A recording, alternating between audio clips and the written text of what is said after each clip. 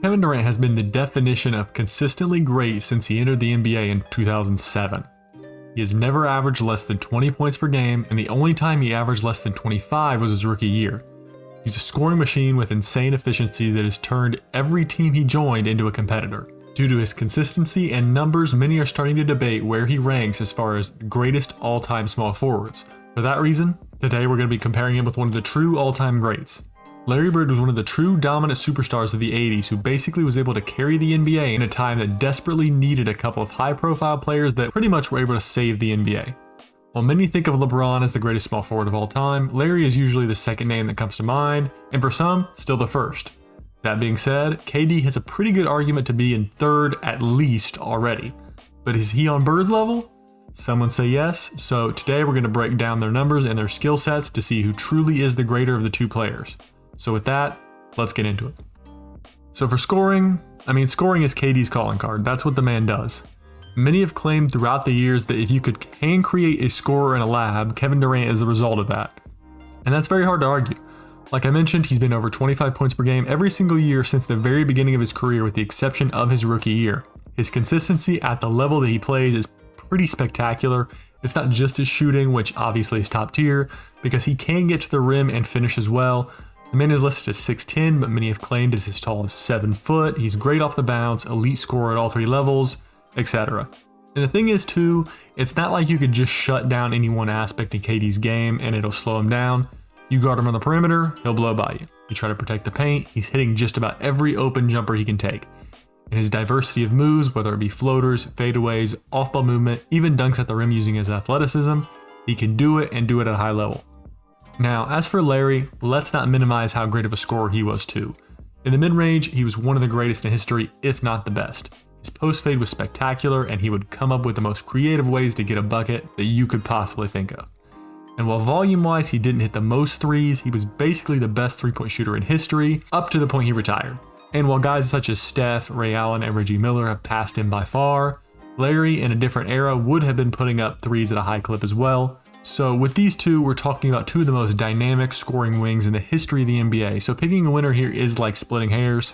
That being said, for pure scoring, I will give it to Kevin Durant. His best scoring seasons were better than Larry's, and he just had a bit more of a diverse scoring skill set. Larry made up for his lack of athleticism, but if he had it, it would have created a whole new dynamic for him. KD could score in all the ways that Larry did for the most part, but he had the athleticism to go along with it. Metrics do also show that KD was more efficient as a scorer both on twos and threes. It certainly is close though, and like I said, at this level, basically splitting hairs, I will give this category to Kevin Durant though, 10-9. Now in playmaking, Kevin Durant's playmaking has evolved throughout the years. His first 4 years in the league, he never once averaged more than 3 assists a game. He just wasn't a very good passer in those early years with Seattle and OKC, which is fair. It isn't really what he was asked to do. Those years he was still putting up 30 points per game and making all-star teams. Later in his career though, he has really added the ability to pass to his repertoire, and now he pretty consistently averages somewhere around 5 assists per game.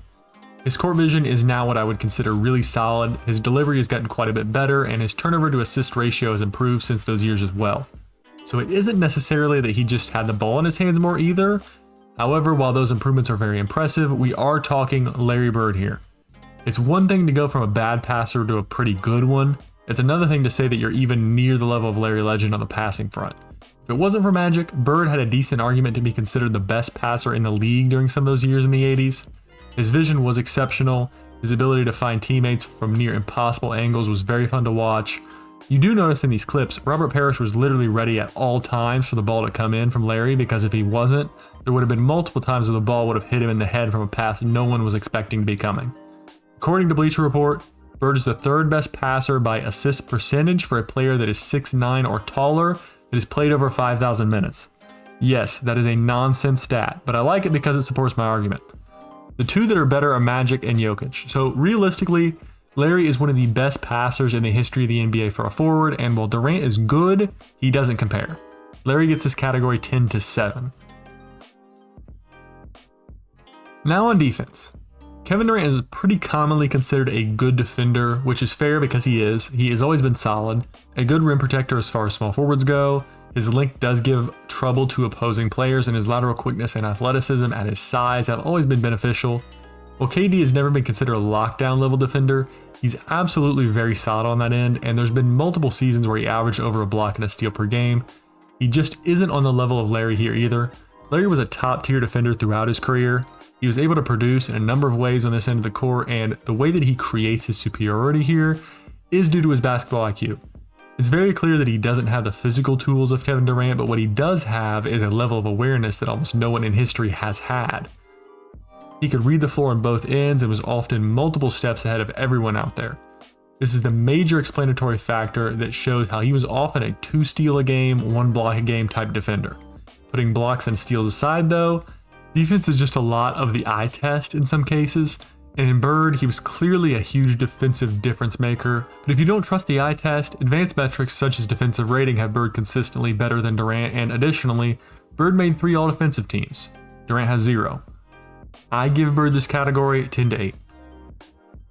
So this category is going to be accolades and intangibles. So Kevin Durant at this point is a pretty accomplished player, and he's actually been in the league longer than Larry's total career at this point, so we should be able to say that the comparison here is valid.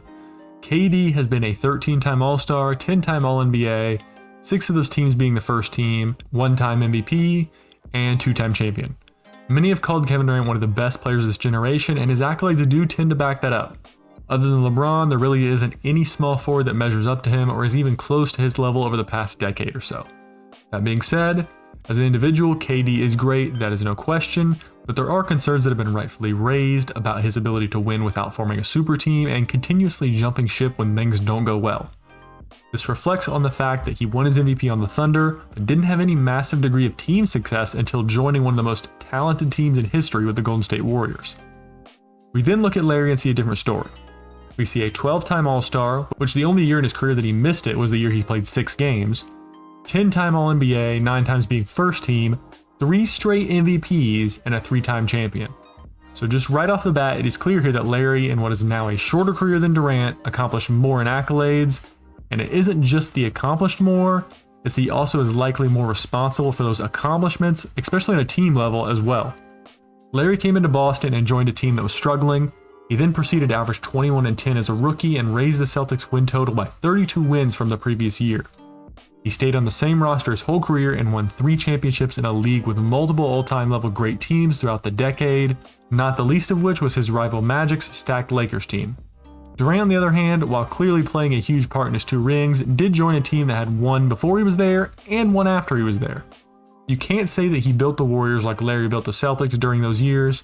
Overall, Larry had more of the winning gene, more of the competitive edge, and was just overall the more accomplished player because of it. Larry wins this category 10 to 8. So in conclusion, Larry wins this 39 to 33.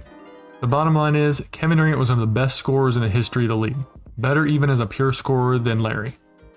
That being said, KD is a scorer first that could do most other things at least competently, while Larry was exceptional in just about every single aspect of the game. The difference between them in scoring is close, but the difference in the other categories really is not all that close in my opinion. Larry was a more versatile player, better defender, better rebounder, better competitor, better winner, so on and so forth.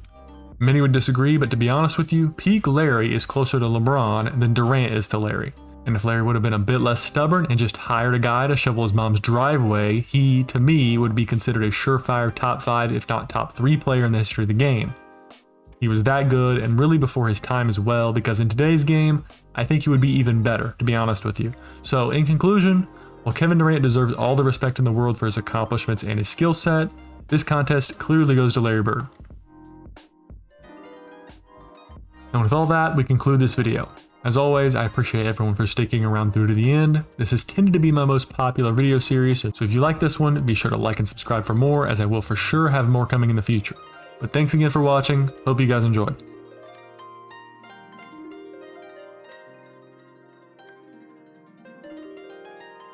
Hey, thanks again for watching this video. If you like what you saw, go ahead and click on one of these videos here to see more.